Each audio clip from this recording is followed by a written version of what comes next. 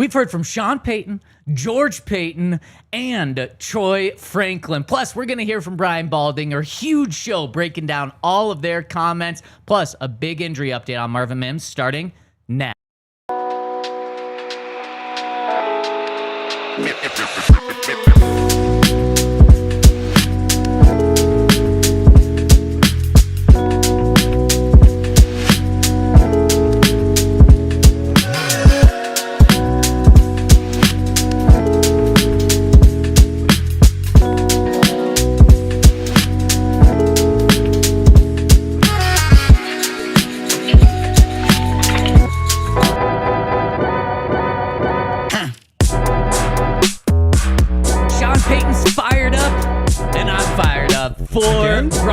I'm always fired up, Henry. I'm fired up to be on the DNVR Broncos podcast with you live from the Toyota Lounge, driven by your local Front Range Toyota stores. We got Dion behind the camera, and man, it's a Thursday afternoon. We got football on tonight. We got football. The Buffs are on tomorrow night. We got a full slate of football, including the CSU Rams at 9 p.m. on a Saturday. Start your day at 10 a.m. with Ohio State, Texas. Watch Alabama, FSU at 1:30. Then you can catch another top 10 matchup, LSU, Clemson in the evening hour, and then round out your night with a little CSU, Washington on Saturday, but it's not over. Sunday, prime time football. It's not Sunday night football, but it is Sunday night football because it's not the NFL. Instead, you get two top 10 teams. You get Miami going up against Notre Dame, and then we round out the week and bring us in to the first week of the NFL with Bill Belichick making his first game appearance in college football with North Carolina. I can't freaking wait. I am fired up. I can tell. Yeah, no, so Saturday, I've got the TVs all figured out through the morning. And then around like 5:30 or 6, that's when I wind up needing more than just the 3 screens. Because at 5, we've got Kansas State, North Dakota. And I think that could be an upset. Then we got Sac State, South Dakota State at the same time. An incredible FCS matchup. 5:30, Clemson, LSU. I'm not on an island with that. 6, Portland State, BYU. Incredible. I don't think that one could be an upset, but I'll watch the first couple minutes and then I'll be off the TV. Northern Arizona, Arizona State, I think could be interesting. I was talking to our guy, Nick Kosmider, Arizona State guy, whose parents went to Northern Arizona. He's pretty confident in the Sun Devils. We'll see. Idaho, Washington State. There's so many of these that I think could be upsets. And then, of course, I will probably find screen time for Colorado State, Washington. Luckily, by the end of the third series, we're probably done with that one. Which one? Colorado State, Washington. Oh, yeah. CSU will probably have them in the tank by then. Yeah, I agree. Yep. Tickets for like $8. Go Rams. Yeah. You going to fly out to Seattle for that game? See, those tickets are still expensive. Also, that's... What tickets were you talking about? Well, the flight tickets are expensive. Oh, yeah, the tickets to the game. Yep. Also, it's the Saturday. That's why I'm going to the CU game with Dre. Because, first of all, I've never been to a sporting event with Dre. Oh, it's just... If you think I'm fired up for this show now... He's going to be fired up. He's going to be fired You better turn that up about 10 times. But the reason I'm excited to go... First of all, yes, Buffs are fun, all that. It's a Friday night, so you don't miss anything. You get your full Saturday. Yep. We are in a section that's supposed to wear white. I don't have any white Buffs things. And girlfriend currently... Is that the section that brings the ganj too, according to Dion? Oh, that's right. Yeah. Yes, the students will be also in white. Sorry. Yes. No, you don't have to apologize here. That guy's gone. Whoa, but yeah, what happened to him? RK is can't say Dion. Although I think Dion's a great name. I think our producer agrees. Yep, there's a thumbs up from Dion. Dion's a fantastic name. I would go by Dion if that was my name. But yeah, so only thing Lexi could find up there is there's like a number 1 CU jersey that's white. I don't think I want it though, because other Dion, I'm not sure what this Dion thinks, but other Dion thinks Deion Sanders. You should wear number 1 because that's a selfish number. And I don't think I want to wear a jersey of a guy. Plus, there's a good chance I only wear this once, so $150 seems excessive. Yeah. But they're out of white things everywhere. Wow. So I might just have to wear non-Buffs white stuff. Yeah. Wow, that's a dilemma It is. to think about. And Kyle, shout out to you. He's pumped for Florida or FSU, Alabama, just as I am. That's gonna be fun. We got a lot of people in the supporters chat joining us right now. Angel, Angel, still looking for that Same guy, for clarification, those who my are new. friend. Yeah. Adam's in here. We got Ian. Can you scroll up just a little bit, Dion? Want to give a shout out to the Hailstorm, who's in the supporters club. Wow. And if you're wondering what the heck is the supporters club, it's a cool thing that YouTube's got, where you can directly support us. And not only do you support us, but you get a couple of benefits yourself. You get a badge by your name, and it upgrades the longer that you've been with us. So get in now so your badge can upgrade as one of the first people. And then you also get exclusive emojis. And from my understanding, we've got a lot of exclusive emojis in there right now. So get in there, say hello when you join the supporters club. We really appreciate it. And Henry, all this fired up talk, I know, spicy in the chat. got me feeling nicey. What does that remind you of? Ices? Dion, you know what I'm talking about? Got me feeling nicey. Nike. Come on, guys. Come on. John Gruden? That's like his thing. Got me feeling Really? nicey. I'm not. I don't watch a lot of You don't know Gruden. his little song? His little. Oh, yes. I didn't know he had a song. Yeah, because it's when something fires him up, he's like, got me feeling nicey. Well, Wow. the reason I bring up John Gruden and fired up because I'm ready to go, baby. You really I are. feel like John Gruden right now because he and Sean have a bet going on. Oh, really? Yeah, we'll get Since to when? that later in the show. Since about 14 minutes ago. We'll get to Also- that later in the show. So, Dion, did you see the message that I dropped in there? There's a video that I want you to download. We are going to play the bet that John and Sean have going on. Speaking of the spiciness in the chat, never seen a team celebrate meaningless bull s as much as the Broncos. LOL. Bulls? Bull shoot. Bull junk. What are we as celebrating? Well, just because like I don't actually know. But the guy's name is Wookie Goon. I don't listen to a guy named Wookie Goon. Wookie Goon must be a Chiefs fan. Thanks for tuning in with us, Wookie Goon. We appreciate that. Angel says, you guys literally met me at Alex Singleton's fundraiser. I know. Oh, yes, I know. Yes, and so you remember his name You is... won our Same Angel. Yes. Uh-huh. Yeah, of course it's Angel. Of course. Yeah, I knew that the whole time. Angel, we love you. Thanks he for was just tuning in. tricking Okay, so we'll get to the nicey in a little bit. Whoa, Nick in the Toyota chat. I think that's a John Elway old school photo. That thing is sick there, Nick. I absolutely love that. He says, get RJ out of 37. Expect some number changes, probably the beginning of next week. Maybe they drop that over the weekend since there's nothing going on. But anyways, I'm feeling nicey. Oh, good. Because, Henry, the Broncos just wrapped up their final practice before the regular season starts. Right. Next time we see the Broncos on a practice field, they will be preparing for week 1 against the Tennessee Titans. Broncos have the next 3 days off, Friday, Saturday, Sunday. That's mandated by the NFL. Then they're back on Monday for a bonus practice, and they have their player off day Tuesday. Then they practice Wednesday, Thursday, Friday, have a walkthrough Saturday, and then Sunday. It is Broncos versus Titans, Bo versus Cam, Nick Bonito taking down Cam Ward, and I can't wait for that. But there's one guy that I'm a little concerned about. The punter. Nope.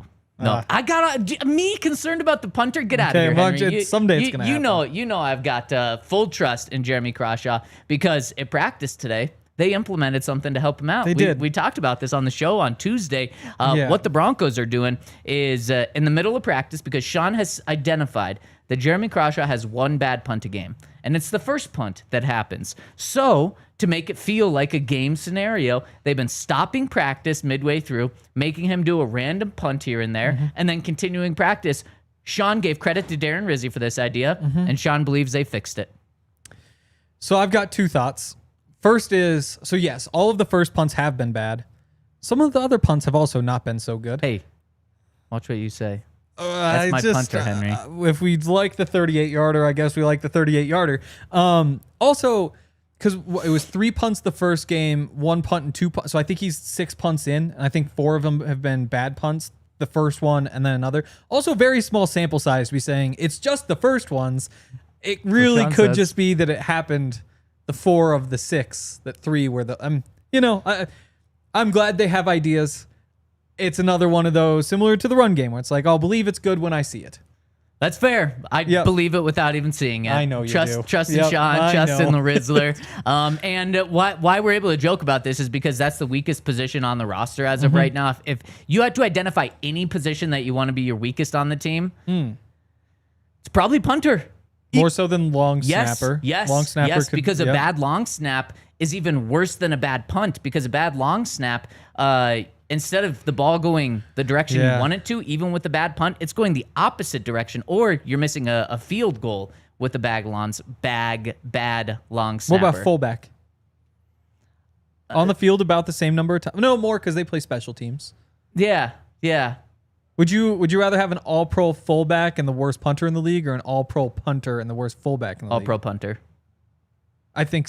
Yeah, I think it's a more important They position. don't even have a fullback, though. Practice squad, right. Adam Prentice. Prentice on the practice squad, not on the 53-man roster. Sean did make it clear that is their plan to start the season, is Adam Prentice. But we got to get to this news. Also, one more thing on the punter. Oh, okay, we don't have to get to this news. It is a different football. Yeah.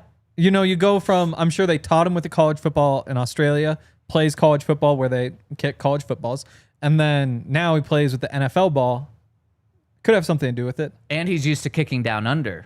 True. So you gravity. Wonder, do you think the ball spins the other way? Because when you flush a toilet under the equator, doesn't it spin the other way, the water? I know people say that it does. Yeah. I don't know if they're correct. I don't either. I've never been in the southern hemisphere. Yeah, and I don't know that I've ever watched the way of toilets. I couldn't tell you which way they spin here. I agree. Yeah. I try not to watch. Anyways. Yeah. Okay. Let's get to the news. Because according to Sean, it's good news. I want to ask you if you agree as well, Adam. This one is for you. So yesterday we saw. This one's for Adam. Yesterday was interesting, actually. The first one was for John. First one was for John. Yep. Third one was for Pat. This one's for Adam. Second one for. This one's for Marvin. Oh. Because Adam yesterday really just wants to hear. at practice, we saw Marvin Mims walk off the practice field with trainers. We're allowed to say that now. Oh, we can't say that now? Yes. Because before we couldn't say walk off. Yes, but now we're allowed to. Yeah, there was very interesting reporting guidelines, which we'll get to in a second. But we didn't know what was going on. Sean gave an update. He didn't talk at the podium, so he just gave an update to the pool reporter, Jeff Legwald, who told us that it was a groin injury. The team is not overly concerned where it's at. Today, we watch all the practice. Marvin Mims is not practicing. Concern level gets a little higher for me. And then after practice, we talked to Sean, and Sean said the very first thing, good news. With his groin injury, Marvin's going to be back on the field on Monday. How you feeling about this? You feeling good? It's like never even happened. Okay. Yep. I'm the opposite, Henry. Oh. Okay, maybe not the opposite. We're not northern southern hemisphere here. We're not the poles. Equator. Southern we're kind of meeting in the South Pole hemisphere. No, what? No, I don't know. Well, if I'm on the South Pole, you're not on the North Pole. We can only assume equator. Sure. Yeah. We're on the equator together, just different hemispheres, but we're close. Jose says Jose is concerned. I'm concerned because this is a groin injury is kind of like a hamstring where there's different extents to it. Clearly, what Sean is saying is this one was not bad.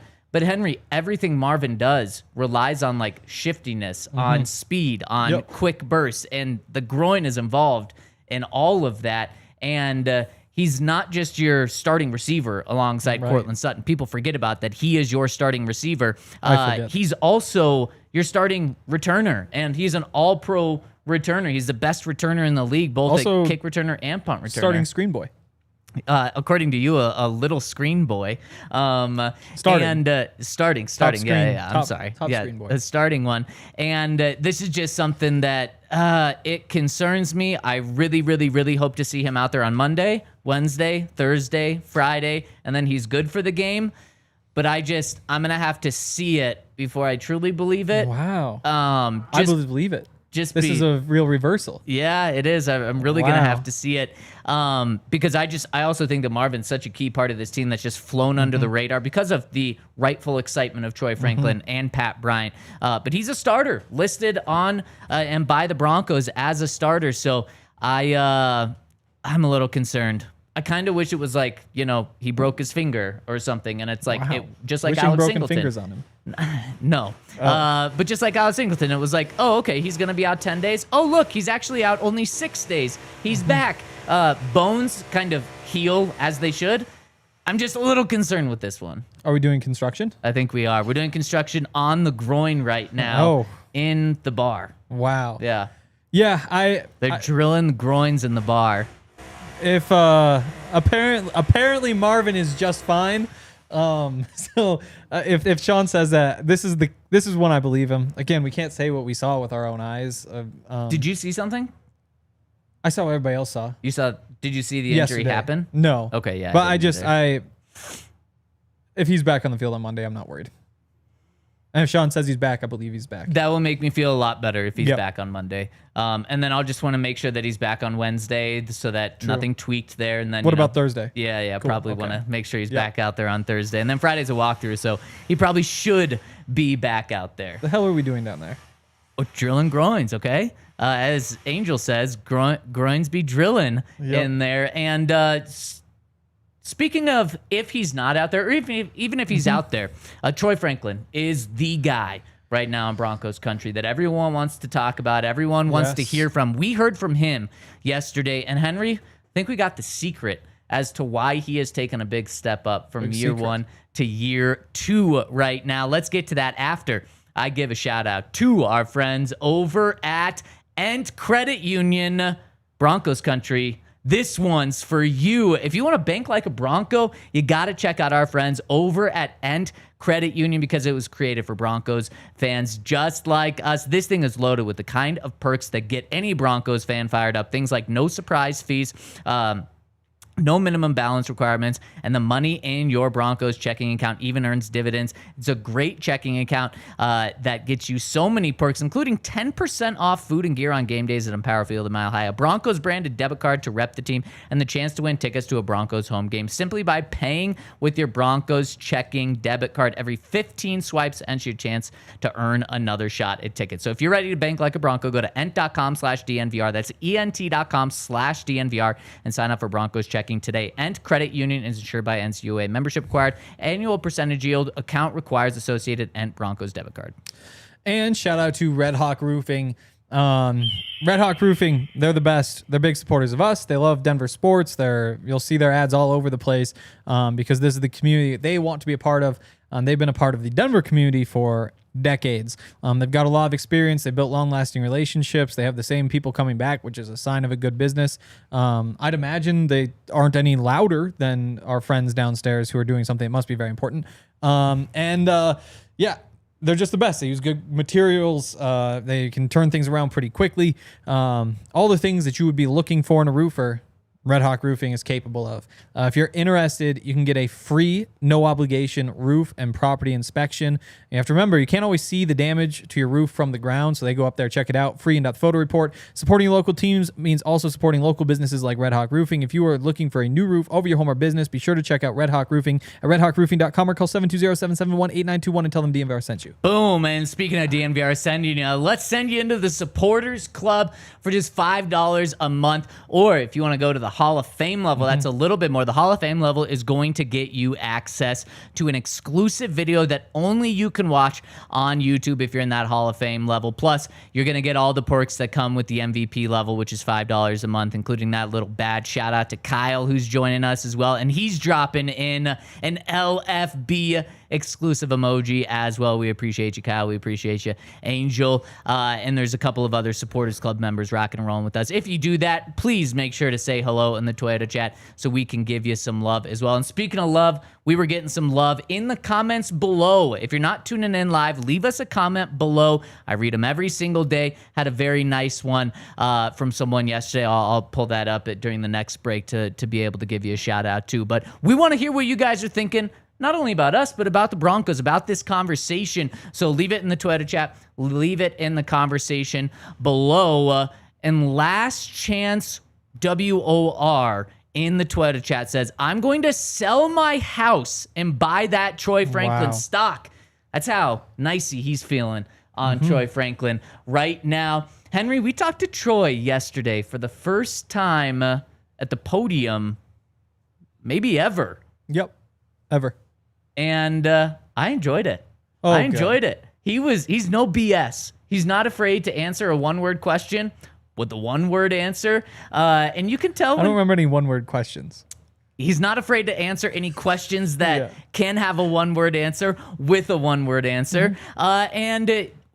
If he gives a 10-second answer, he's excited about something because that was about as long-winded as he got. And he talked about so many things. But the thing that stood out to me, he kind of pointed to two reasons why he has his swag back, essentially. His confidence is back. And he said, that's why I'm playing so much better right now, is I'm confident. And he pointed to kind of two reasons why. Can you guess them? The number. And then... I shouldn't have asked you because you were there. But you got one of them. So I'm torn. I'm going to say because he put on some weight and is stronger. No, I don't think so. Maybe year 2 you're right. in the offense. Maybe there's a third. Year 2 in the offense? No. Wow. So let's get to this one. How did he finish last season? With the touchdown in the playoffs. He said that actually carried over into this year, which is pretty cool. And something that I guess shouldn't be taken for granted, that he scored that, 43-yard touchdown against Buffalo to give the Broncos that 7-0 lead. He said that made him showed him that he belonged in the NFL. Dion, let's hear that answer when he was asked about that touchdown last year carrying over into this year. A lot, yeah. That took a lot of weight off my shoulders, and just kind of let me know that like I can do it. I can be here. I'm meant to be here, and yeah. Sorry, as I said, he's short answer, but took a weight off his shoulders. Yeah. I'm glad the weight is off his shoulders. He made a big play without dropping the football because that was always the issue, is the tracking over the shoulder. And we knew that going all the way back to when the Broncos drafted Bo Nix. When I wrote the film room and watched whatever it was 4 or 5 games, and it's like, okay, best deep ball, the one great in-stride deep ball that he threw in those games that I watched, bounced right off of Troy Franklin's hands. And so the fact that he was able to haul that one in, it doesn't get rid of like the label. I think Broncos fans are still a little bit hesitant about the hands and that particular ability, but I would imagine that is kind of the weight that is off his shoulders. Just saying like, yes, I can get deep. I can get behind the defense. I can track the ball. I can catch the ball and just score a touchdown. Well, Henry, to your point, he was. I asked him, what does he want to prove this year? And he pointed to 2 things. He says he wants to prove that he's a playmaker for the Broncos, which I think that's what everyone hoped when the Broncos drafted him. And the other one kind of goes to what you just said. He says, I want to be trusted, and I want the coaches to know that they can trust me and that Bo can trust me when I'm throwing the ball. So far, man, he has proven both of those things. And in fact, I get how any player wants to be a playmaker, especially at the skill position. What's really impressed me about Troy throughout training camp, throughout the preseason, is he's been more than just a playmaker. He's been like an all-around wide receiver. And I thought Troy might just be a playmaker, a deep ball guy, a guy that catches 1 or 2 passes a game. What he's proven so far in training camp and preseason is that he can do everything. He can do the routes in the middle of the field. He can do it short. He can do it long. He can be a guy that ends a game, Henry, with 9 catches for 90 yards instead of just 2 catches for 90 yards. He can do it every single way and develop into a true number 2 receiver. And we might even think a true number 1 receiver at some point. Jared Smola of Draft Sharks. Shout out Jared. And shout out Draft Sharks, I guess. Good stat, though. Week 3 of the preseason, Troy Franklin played 54% of his snaps from the slot, which is new for him. Because, again, typically you think of him as the boundary speedster, but with Devon Vele gone, somebody needs to be that big guy, a role that you saw a lot from Lil Jordan Humphrey. Joe Lombardi has said before that Troy doesn't get enough credit for his blocking, which, first of all, we have seen examples of the good blocking. Also, sometimes you go out and say, he's a good blocker. He deserves more credit. And that kind of, I'm a good blocker. And then you go and get fired up and try to prove that you're a good blocker. But still, like, part of that role is being able to do that. It's being able to make contested catches short. But I think that's where the upside is for Troy, because we know that he can get deep down the field. I mean, we've talked about how there's more available for him on the boundary, on the comebacks, on the outs, the quick outs, all that sort of stuff. But if he really does add the slot stuff, and we've heard that he's been working there and he learned a bunch of it last year too. That's where things really open up for him. If he can fulfill 2 spots, and then in all the different personnel combinations, there's just one more way to get him on the field. Yeah, and you can tell not just confident, but how comfortable he is and how comfortable Sean is with allowing him to play multiple positions as well. We got S. Williams in the supporters club dropping a watch. I imagine that's a little shout out It is. to Shadur. Dropping some LFBs. We got Turd Curry as well. And of course our guy Bad Moon too, and Yes. Kyle as well. So join that supporters club. Henry, another thing that he pointed to was something you said, the number. He changed from 11 to 16 this year. Let's hear what he said about this number. And when you listen to this, I want you to think, is this something that is real? Is a number change legitimate? Can that actually change the way a player feels? Think about that when you listen to this answer from Troy. Oh, for sure. Yeah. I just think, I've been in 11 my whole life. 16 was just a little different. It just didn't fit me, but I'm glad to be back in 11 for sure. Oh, for sure, yeah. What do you think? Absolutely. I think it is important. It's a shame we don't have RK here for this one because he has strong feelings. But, Audric Estime never looked great in 23. That wasn't a good number for him. Nick Benito. 23 is a great it's a good number. It's just not good for him. Like, he's not built to be a 23. He's a big running back. If you want to give him like a 27, then maybe. Something in the 30s, then maybe. 40s, again, like, not a great number, but for him. Nick Benito, you get him out of the 42 to the 15, and all of a sudden, he's a really good player. Drew Sanders, never really figured it out, wearing 41 for some reason. Bo Nix in a 10. John Elway makes the 7 the 7.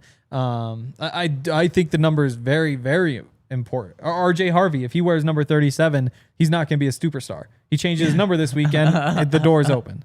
It's a shame I don't have RK here because he believes this even more. If you're good enough, you can make a number. Like Evan Ingram's going to prove Deion Sanders wrong about that number 1 being selfish number or something, because Evan's going to tear it up, help Bo be in the MVP conversation, and it's not just going to be a selfish number. Yeah, but ones aren't. It's already a good number, It is. It is a good number. It's like, okay, who really would be a surprise if they do well in the number? I mean, Harvey's the only one I can think of with a really bad number.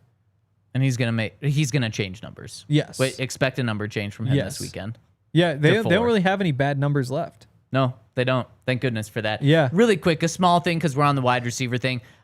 Pure Lapine in the Toyota chat says, Zach, Sean has stated repeatedly there is no 1, 2, 3, 4 receiver, so stop. Yeah. Yes, I'm just saying, you guys know what I'm talking about. Like, when push comes to shove, there's a guy who's on the field the second most. Yes, that's what I'm referring to. I'm not saying he's going to be identified as the number 2. Yes. Who was Michael Thomas the Saints' number 1 receiver? Yes. That's what I'm referring to. Yes. Like, did Sean Payton say he is the number 1 receiver? Honestly, probably, but maybe not in public. It's just an easy way to say who's going to be on the field the second most of any receiver, who's going to get the second most targets, the second most catches. So just when we talk about that, it's just an easy way to do that. Yes, I was there for the press conference that Sean Payton said there's no number 1, 2, 3, 4. We're out there every single day, so we do know that. Luke, a great example. Floyd Little, 44. I can't speak to the 60s though. 40. All you have to do is look at a picture. But then you also have so he's from Syracuse with Ernie Davis, and I think what was Jim Brown there? Did he wear number 4? So 44 was like that big number at the time. Yeah. And I would imagine in the NFL there were still running backs wearing number 44. Like numbers don't change. Numbers don't change. They do change. Dion, do numbers change? All I'm saying, I can't speak to numbers what was cool are in the numbers. 60s. Math is math. I think over time, different numbers have different trends. Oh, Dion. I'm never asking for your advice again. Oh, from Dion. behind the camera. As a football player, does a number matter? If you started off with a certain number and you have history with a number, then I think that number matters because it gives you a little extra mojo. There we go. I'm happy we asked Mojo. Dion Yes. about that one because Troy Franklin wore 11 his entire life, switched to 16 last year because Josh Reynolds was wearing 11. and then now he gets 11 back, and he's feeling good. Also, Bo earlier in the offseason said that Troy looks way better in 11, and thought that Troy had the swag back wearing 11. So it is important. Those do matter. I agree with you, Luke. Floyd Little not only made 44 look good, he made it look so good that it's retired now. I would, real quick though, leading rusher of the 1960s, Jim Brown, wore number 32. Yeah. Good number, bad number. It's a terrible number, but he made it look good. Jim Taylor, number 2 rusher of the 60s, number 31. That's a bad number for a running back, Number 3 rusher, Don Perkins, 43.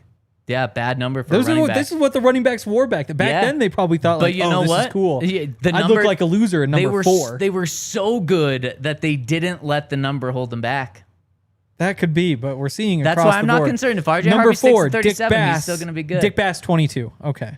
So he wore a real number. Yeah. Oh, rest in peace, Dick Bass.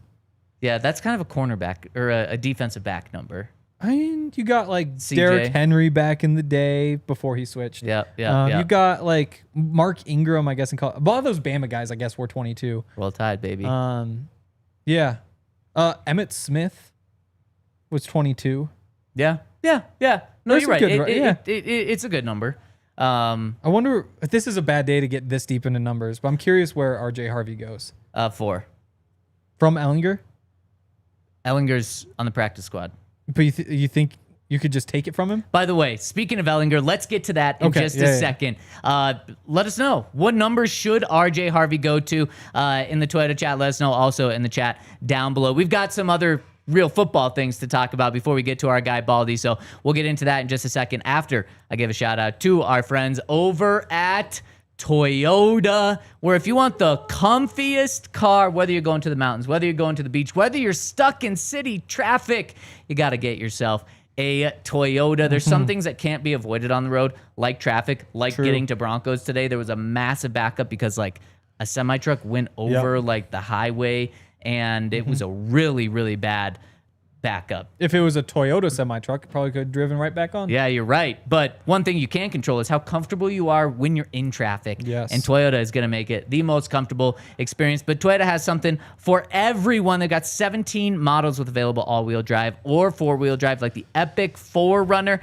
My favorite is that Land Cruiser. It's looking nicey right now. And if you want to get yourself a Toyota, you can visit one of your local Front Range Toyota stores at a location near you. AutoNation Toyota, Arapahoe and Centennial, Corwin Toyota and Boulder Grove Toyota and Littleton, Mountain States Toyota and Denver, Stevenson Toyota, Easton Aurora and Stevenson Toyota West and Lakewood Toyota, the official vehicle of DNVR and the official vehicle of and the official automotive partner of the NFL. Correct. Also, shout out to Monarch Money. You know, football season for me means betting season, and that also means budgeting season. Because there are things that you think are locks, like Slovenia beating those losers out in Poland. Yeah. Because you can't name one of them, but then you remember that Luka Doncic, he isn't defense dependent. He's just shooting step back threes regardless, and so they're down 11 going in the fourth quarter, whatever. That means you need to budget. You need to be responsible with your money, and Monarch Money can help with any sort of budgeting that you feel like you need to do. Monarch's the best. Not only do I think they're the best, Wall Street Journal says that they're the best budgeting app of 2025. They got 5-star reviews from hundreds of thousands of people. Not just a finance app. It's a tool for real professionals, for experts. Takes all of your different stuff, puts it all in one place, your credit cards, investments, checking account, or whatever it may be. They do the heavy lifting. So don't let financial opportunity slip through the cracks. Use code DNVR at monarchmoney.com in your browser for half off your first year. 50% off your first year at monarchmoney.com with code DNVR. All right, so Henry, we talked about this a little bit yesterday, but Sean said today this is the first time he's ever seen a player decline being a number 2 quarterback or a number 2 anywhere to be on a practice squad somewhere. And he was talking about what Sam Ehlinger did. According to multiple reports, Sam had multiple opportunities to be a backup quarterback in the NFL, meaning he would have been on an active roster, meaning he would have got a lot more money. But he said, no, I want to be with Sean Payton, Bo Nix, and the Denver Broncos and be on their practice squad. It's the first time Sean Payton has ever seen anything like this. And Sean said, what I want to do is make him a lot of money, and I want this to be the place where there's quarterback rehab.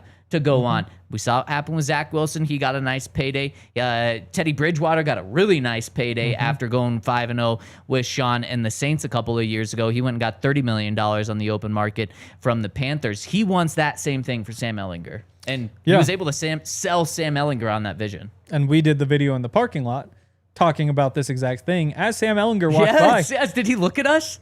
Yes. Oh, you were yelling his name. Was he happy? Tough to read emotions.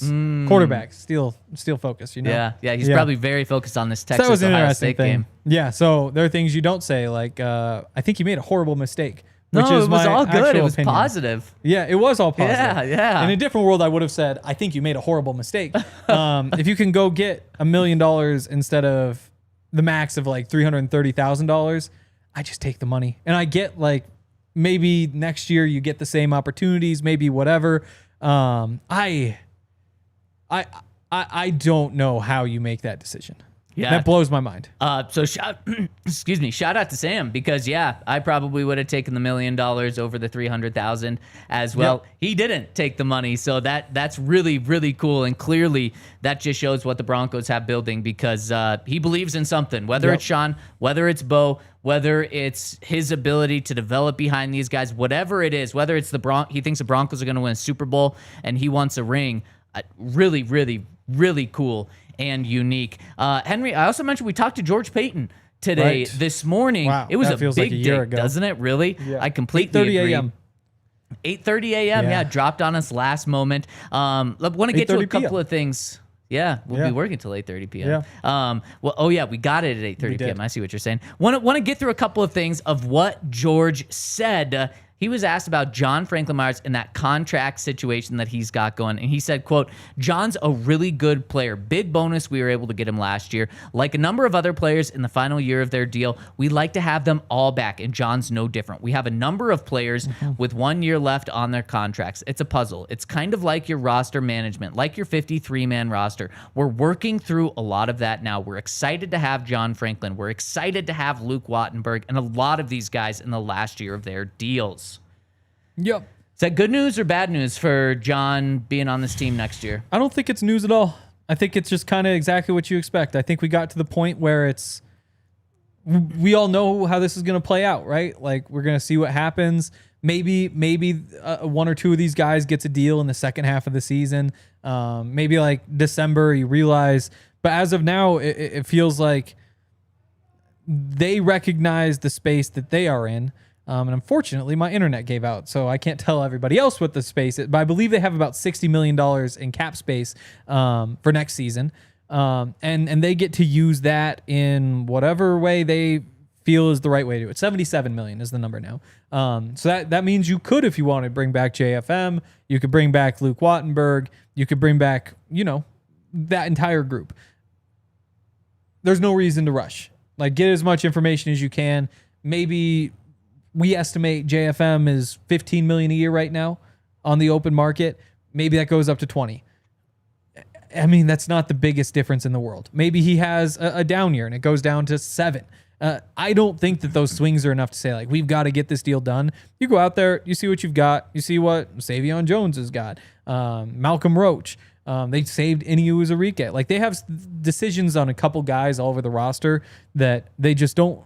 There's no real reason to make them right now, I don't think. Well, and so the Broncos have not begun contract negotiations with John Franklin Myers. This was an indication that, they would like to if it's possible. So I think this cracked the door open. Okay. I feel a little bit more comfortable that he's coming back, but it's still, a 15% shot because at the end of the day, I think John's going to go out and get $15 to $20 million a year on the open market. And the Broncos are paying pretty much everyone on defense right now. Yep. You just, at some point, you can't pay everyone. I think Savion Jones was drafted to be his replacement. Yep. But I think maybe it opened the door just a tiny bit there. And as Gen X says, George went out of his way to say Wattenberg's name. And I think that actually is like, okay, maybe they would rather spend that money at center and keep this offensive line together. And Luke Wattenberg is a guy to keep your eye on. Boy, does he have a lot riding on this season. He can either become a long-term starter for the Broncos and get $10 million a year if he has another good season, maybe even $13 million a year,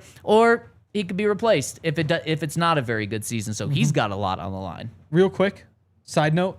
Cycloptic says Adam Rank loves the Broncos. Everybody on Twitter loves Adam Rank because he keeps saying good things. Yep. It was only, 4 years ago that he was the biggest Broncos. Everybody hated Adam Rank. He was calling the Broncos the worst team in the NFL and all that sort of stuff. I can't remember exactly, but it is crazy to see the entire Adam Rank cycle. Well, I'm pretty sure, I don't really follow the Adam Rank ranking, but I'm pretty sure he switched to the Broncos as like a bit because he hated them so much. He's like, you know what I'm going to do? I'm just going to mess with everyone and then be sold on them. So I don't know if he's actually sold on the Broncos now or if it's still a bit. But that's like that's the thing about the internet. Yeah, it's like true.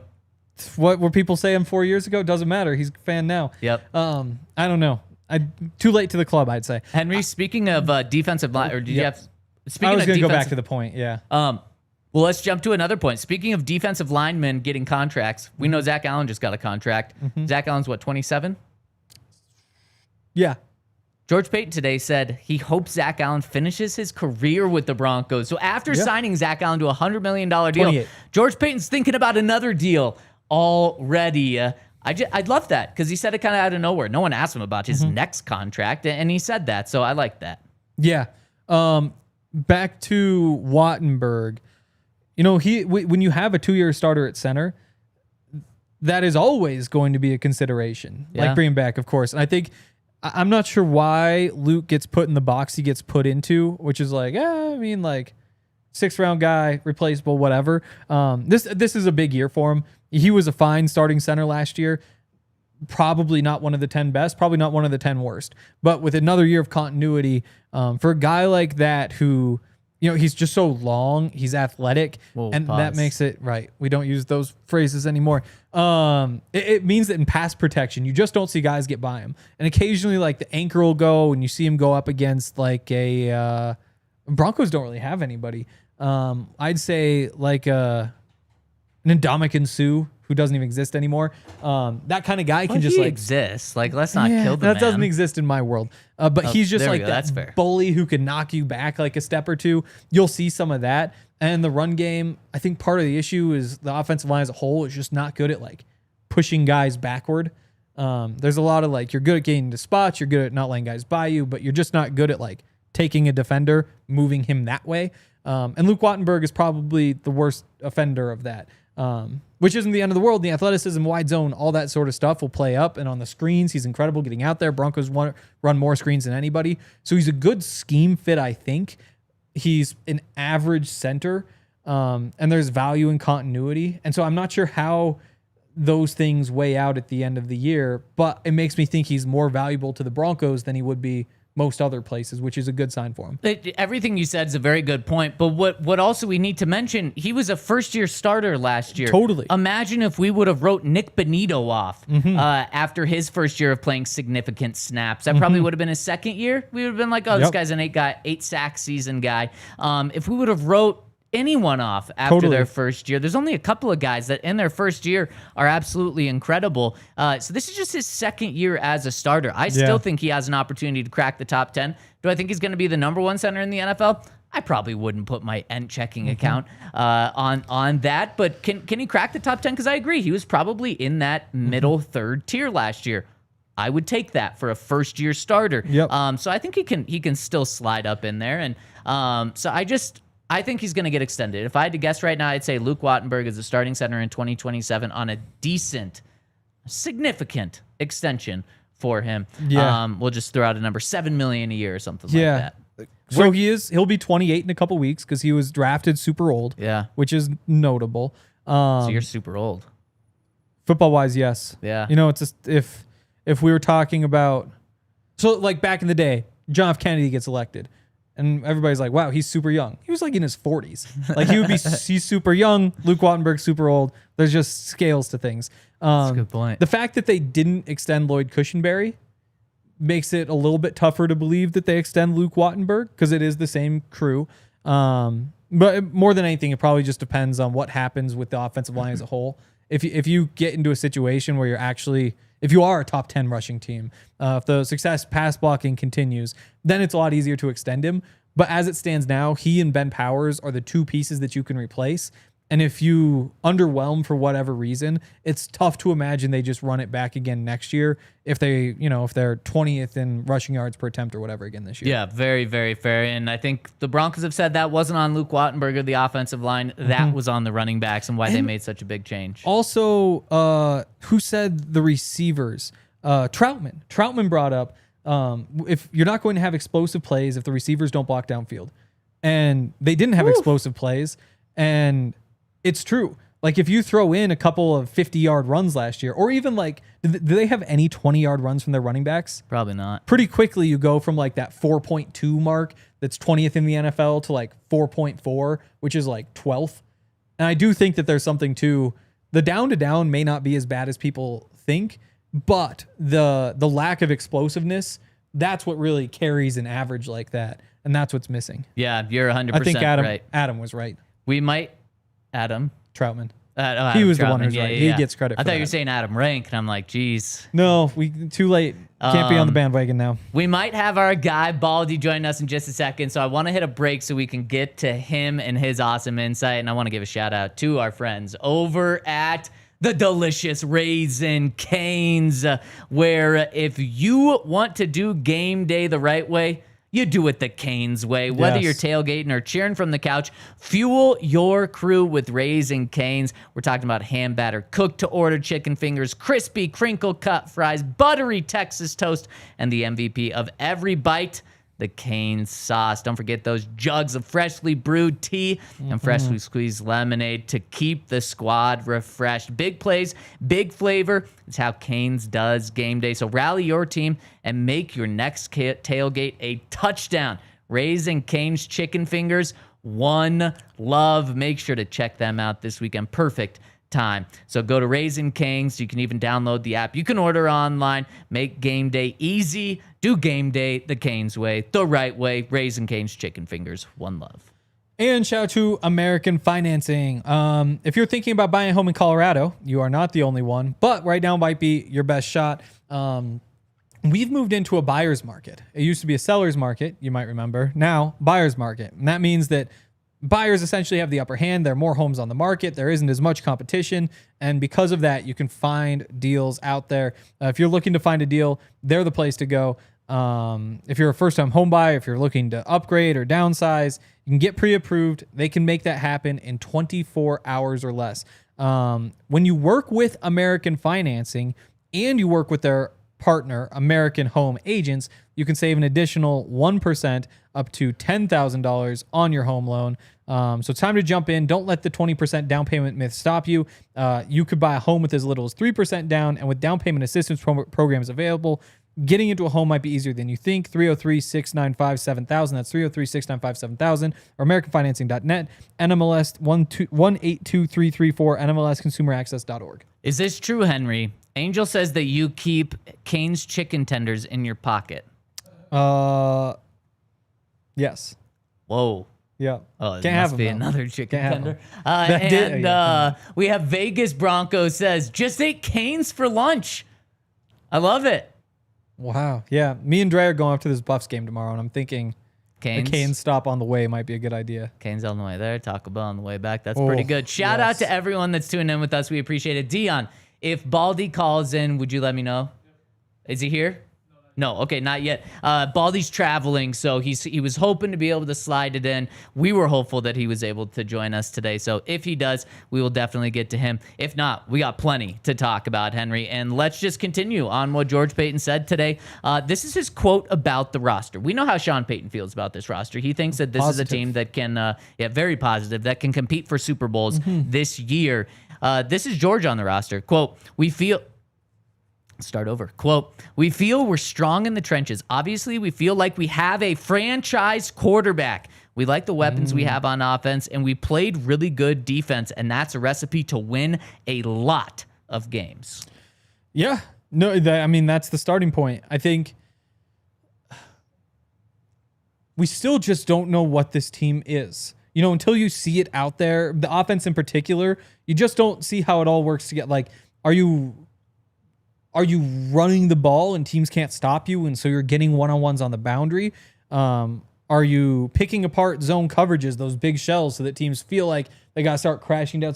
But you just don't know how these pieces fit together. I think that's where you just have to see like what makes them special. The moves they made, to me, if you want to be a contender, it starts with out of Dobbins, Ingram, Hufanga, Greenlaw, you got to have 3 of the 4 healthy. Like you got to have 3 of the 4 minimum, like out there competing, contributing. You need to have something going in the run game. At the end of the year, you need to be able to say like, hey, we can line up and run the ball on anybody. Whether it's with Dobbins, whether it's with Harvey, you need to have one of your receivers step up into a wide receiver 2 spot. Like there are all these like, whoa, we don't call wide receiver 2. No. Whoa. Well, wait. Whoa. We do. You'll we get just scolded should. for Yes, that. It's true. As Sean won't. We know what is happening out there. But yeah, I think you just have this list of things where odds are, if there's 10 things that you need to happen, maybe you need like 80% just to get in that conversation. And if it happens, it happens. But it's kind of, we've hit the point where talking about it doesn't really matter. It's just whether they go and do it or not. Yep, you're exactly right. Sorry, I'm just getting back to Baldy really quick. Keep talking. Okay. Let's see. Okay, no. Okay, I'm back. I'm back. Okay. Yeah, just like, number 23, Michael Jordan said one time. Right, he so, did. Henry, speaking of all those, I completely agree with you about the 3 new guys. 3 of the 4 have to be healthy in order for you to truly like be in that Super Bowl contending window right now. Mm-hmm. And I noticed something very interesting in George's press conference. He talked about all the new guys, J.K., Ingram. There's actually 4 new guys. J.K., Ingram, Greenlaw, and Hufanga. He talked about all of them, said very nice things about all of them, so it was not bad in any one of their ways. But I thought he talked the most favorably about J.K. Dobbins, probably the guy that everyone has talked the least amount about, because it's Ingram and then no other tight ends really. It's you have Dre and Alex Singleton, and they're the starters. There's no competition for those 2. And then you have Hufanga. He's clearly a starter, so there's no competition for him as well, along with Brandon Jones.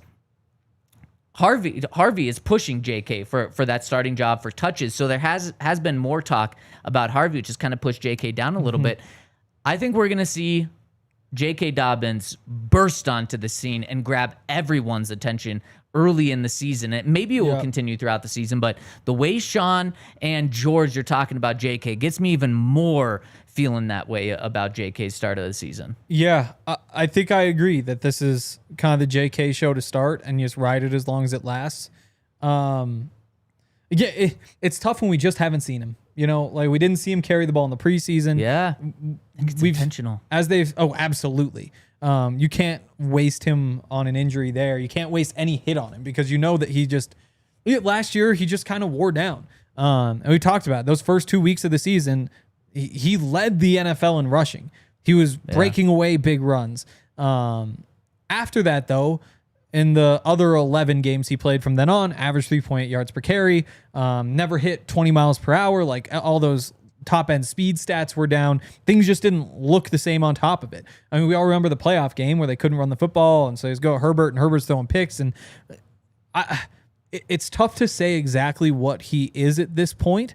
But we've seen in the past that what he was when they flipped to the zone running scheme. His last year at Ohio State was electric. His rookie year in a system that probably didn't even fit him that well with the Ravens, he was electric. It's just, what is he at the start? How long does it take him, or can you keep him at that level? How long can you keep him at that level? And then how long does he actually play? How many games does he miss? Because if you get the best of J.K. Dobbins for 17 weeks in the entire playoff run, then there's no reason they can't win a Super Bowl. And that's a full offense. There's just the risk there. So I agree. I think it's Dobbins to start. I think Dobbins gets more carries than Harvey this year overall, even with the injuries factored in. I like the idea. I think there's a 10-1 bet out there on JK to lead the AFC West in rushing yards that I think is kind of tempting. Because I don't... It's just, can he be more than Ashton and Genty? It's like, what is Genty? And is Genty... Yeah. And well, so I like the odds, that's for sure. Yeah, but again, if you get his best, it's great. If you get what you got most of last year, it's what you had last year. Yeah. And quote we feel like we have a franchise quarterback. I think we all feel that way. But for the general manager to say that's pretty powerful. Yes. Also, Sean saying snap counts for Singleton and Greenlaw to start the year. Yeah. That was actually, I was talking to Nick Kosmeyer during practice, and he said the same thing. Or maybe that was yesterday. I was talking to somebody. But yeah, it is a question. How much do you put Greenlaw out there? Because there are the similarities with JK. It's like, how much can you actually bet on him playing? Would it be a surprise if he makes it on the field 11 times this year? I think it might be. But if you're able to keep the workload off of him early, work in a Sternad, work in whoever, you might be able to prolong it. And I think if you go that approach on defense, you put Dobbins in and just kind of ride him as long as he carries you. Hopefully, he's your hot start guy. Pause. Yeah. Okay. Pause. Yeah, we were due. Ride him as long as he carries you. There we go. Come on, Henry. I do think that I think that the snap count for Dre Greenlaw is going to be very real. And I believe it. I think it's smart. You're not playing a short game with Dre Greenlaw. You brought him in here to take you over the top for Super Bowls and competing deep into the playoffs. You don't need him to be playing 100% of the snaps come week one. Same with Alex Singleton. You want those guys healthy. And Alex Singleton has played in one game. I think he played, 10 snaps? 9 snaps in the last preseason game. That's all he played. Dre Greenlaw played 0 snaps in the preseason. I would be very much okay with that, and I think that's smart to kind of ease them back. Now, easing them back doesn't mean they're going to play 30% of the snaps week one. I still think they're both going to play probably 70% of the snaps. But I'm okay with that. I think that's very smart. Couple more quotes to get to. Talking about Nick Bonito. He was asked about Nick Bonito's contract, and George Payton said he's going to keep that talk quiet, as they've done with all of their other extensions. I almost asked George this question, and I knew he was going to give this exact answer. This is what George does. In fact, he talked about John Franklin Myers' contract more than he's talked about anyone else's contract, and he didn't really talk about John Franklin Myers' contract. So George doesn't talk about these things. He asked that agents keep things in-house quiet during these, and then he also does that as well. So I don't take that as a negative at all. Totally. And then the final thing that I wanted to get to from George talking was he talked about 3 rookies specifically. He said Pat Bryant is, quote, ahead of schedule as a rookie. I think we've all seen that from the moment that they took the field and just how much he looks like an NFL receiver, not a rookie receiver. Yep. No, I mean, we talked about last week. The Puka Nakua path is still wide open. Doesn't mean it's going to happen, but you still can't say it won't. And I think, and sometimes you say something like that and it feels kind of meaningless, like it's somebody just like saying something crazy. But I would say with RJ Harvey, I feel like I haven't seen enough to feel like the rookie of the year thing is in the cards. I feel like I'm still waiting to see like, oh yeah, there he is doing the thing that could get him to 1,200 yards, 1,300 yards, beat out those other guys. And that doesn't mean it won't happen, but I think that it's Pat Bryant who's the one you look at and say like, hey, he's a rookie. It's going to mean that he probably is the 4th option at receiver going into week one. He's not going to get the benefit of the doubt probably when you have Troy Franklin, Marvin Mims.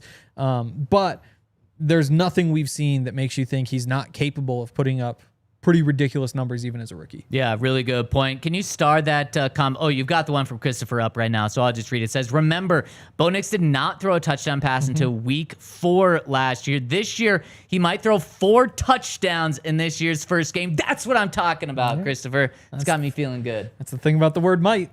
He just might, man. He might throw 7. Peyton Manning threw 7 once. Might throw 4 picks. Hey, whoa! Well, he might. Get out of here! I don't think he will. Can you? Yeah, boo! Can you censor Henry with that little blur thing that Yahir does sometimes? Does like that one. So the 2 more guys. Savion Jones is right on track to play this year, according to George Payton. And after practice, Sean pointed and said he could become a guy that does play at some point this year. Yeah. Totally. The question just when, we talked about the whole JFM thing. Like, how does that factor in? How does that all work? There's a bunch of decisions they have to make about who's playing week 1, who isn't. And I'm curious to see, I think we might see Lavelle Bailey over Curran Reed week 1. I think that would actually make a lot of sense. That's going to happen. Going to happen. Wow. Okay.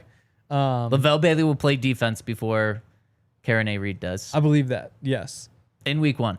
In week 1? Yeah, week 1. You think he's on the field week 1? Yes.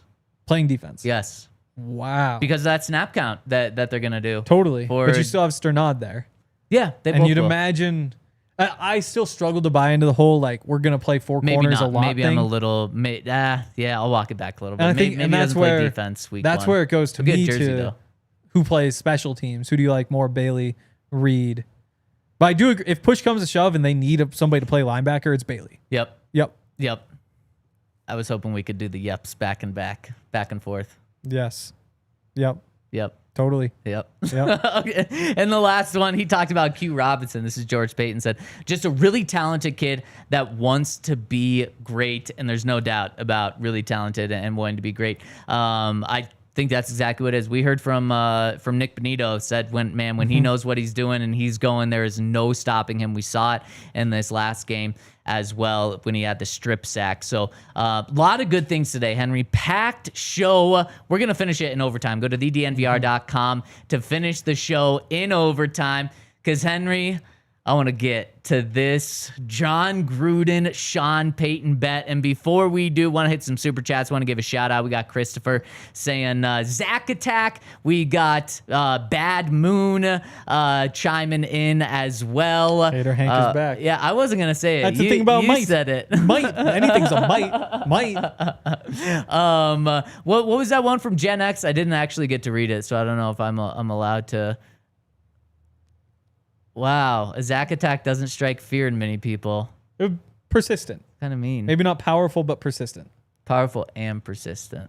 I'll show you how Okay. powerful I am. Hey, Super chats. little tease. Yeah. Little tease here. I had a Denver Bronco challenge me in a sporting event. Challenge me.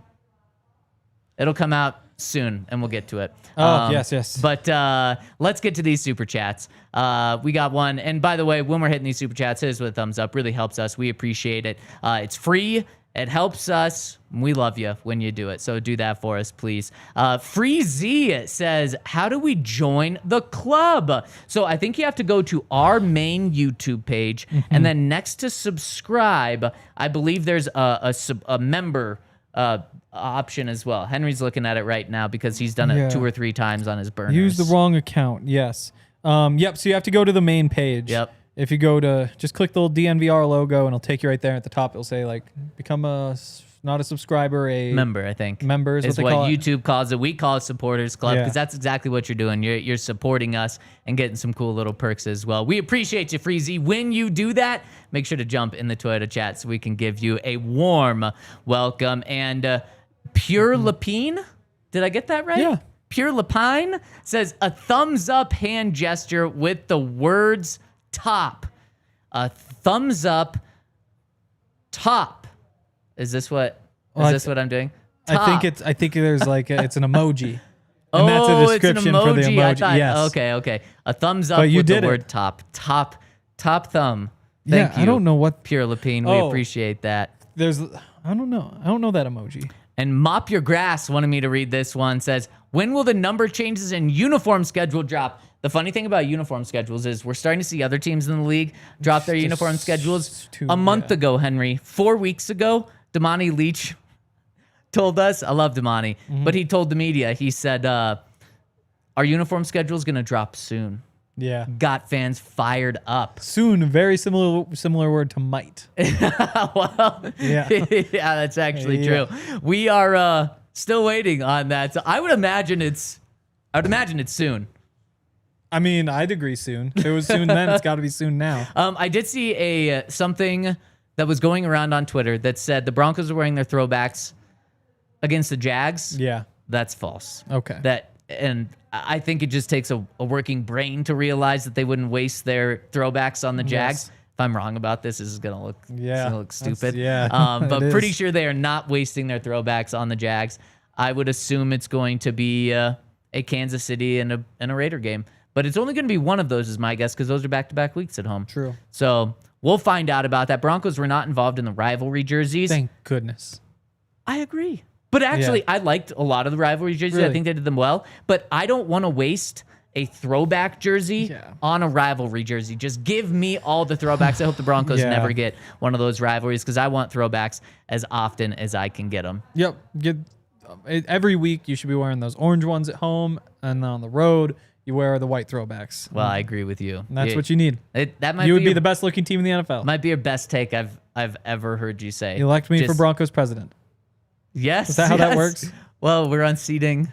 Yeah, I don't think you actually get to vote on that. Probably not. Yeah, no. Yeah. Just become very close with Greg and Carrie Penner. Yeah, really, it might. You just need somebody in the league office to say, like, we'll change the rules so you can just have your uniform. Yes, I would like that. Okay, and one more thing that I want to get to. This Sean Payton and John Gruden bet that they've got. Henry, Eastern Illinois. Right. Where Sean Payton went. Correct. And Mike Shanahan. And Jimmy Garoppolo. Boom. And Tony Romo. Boom. Yeah. Can you keep him going? No. That was pretty good, though. I was Eastern really thinking Illinois, I could pull some current players. To get 4 guys from Eastern Illinois is pretty darn good. Wait, did you say Mike Shanahan, too? Yes. Yes, you did say him. Eastern Illinois taking on Dayton tonight. It's a matchup everyone's been waiting for. I think John Gruden must have gone to Dayton because he's pulling for Dayton tonight. And get this little bet that we had drop from John Gruden's account. Let's hit it. John Gruden, hey, your best friend Sean Payton here from the Denver Broncos. My understanding is your Dayton Flyers travel to Charleston, Illinois to play the Eastern Illinois Panthers. And the reason I know that is Adam Troutman, one of our tight ends, is from Dayton as well. So I've been tired of hearing his chirping. Big game for both teams. My understanding is you're going to be there on the sideline. I suggest we get a little bet going, a little wager, you know. I like to watch that show of yours where you open the boxes, you know, that have been sent from everywhere in the country. My problem with that show is the tape cutter. The tape cutter's dull. All right, it takes you forever to open the box. So, and I kind of need a tape cutter here. So we're going to bet a high-tech tape cutter, all right, and a dinner on this game tonight. And remember, it's at O'Brien Field. There's a history there of greatness, and I know you're at Dayton, but yeah, I think the Flyers got their work cut out for them, buddy. All right, now give me a little break here before I come back. You really think you guys are ready to deal with Phoenix Porter, inside linebacker, TNA Fridge, as these guys line up over the 5'10" Dayton Flyers? Are you ready for that? So go earn it. Go earn it. All right? Let's see it. I just got your video, Sean. I'm in Charleston, Illinois right now, driving around with Tom Michael. Say hi, Tom. Hey, Coach. That's the athletic director at Eastern Illinois. We are here. The Dayton Flyers are here. And I heard your bet. I'll bet you a fancy box opener. And I want dinner in Shanahan's restaurant in Denver. You know Mike Shanahan? Oh, he went to Eastern Illinois too, didn't he? Let's go Flyers. This is going to be a freaking big one. Love you, brother. Just incredible. Sure is a lot going on there. Sean's John Gruden impression was pretty good. Really picked on those Dayton Flyers. Yeah, Also, he did. The person proposing the bet, this isn't a hard and fast rule. I feel like like when you're a 9-point favorite, it's easier to say like, hey, yeah, let's have this bet. You know, it should have been on Gruden as the 9-point underdog to say, hey, we should have the bet. Oh, wow. So Sean's punching down a little bit. Wow. No wonder he came out in the helmet and did all that and wagered the fancy box cutter. Yeah. Is that game on TV? I might have to put it on. I think it starts at 5, which is pretty soon. I have so many games to watch tonight. That is just incredible content right there. And see, this is another reason why Sean is a big-time players coach. Why Sam Ehlinger said no to a backup quarterback spot. I want to go play for that fun coach in Sean Gruden, who sometimes dresses up and acts like Sean Payton, that sometimes dresses up like John Gruden and then sends videos of himself dressing up like John Gruden to John Gruden and betting things that John Gruden uses, like a tape tape cutter. I just like the guy in the front seat who was not nearly as intense as anybody else who said, "Hi, coach." And that's why I'm fired up. Yeah. We've got tomorrow off, as the Broncos have tomorrow off. They've got the weekend off over these next couple days. Do we have one super chat come in, Dion, before we're out of here? We did not have any super chats come in. So that's going to do it for us this weekend. Enjoy Thursday night football. Enjoy Friday night football. Enjoy football all day Saturday. Go Buffs. Go Rams. And we will see you back on Monday when it is game week. Things are about to get a lot more fun and exciting. Thanks for tuning in with us. We will see you on Monday. We all silly like the mayor.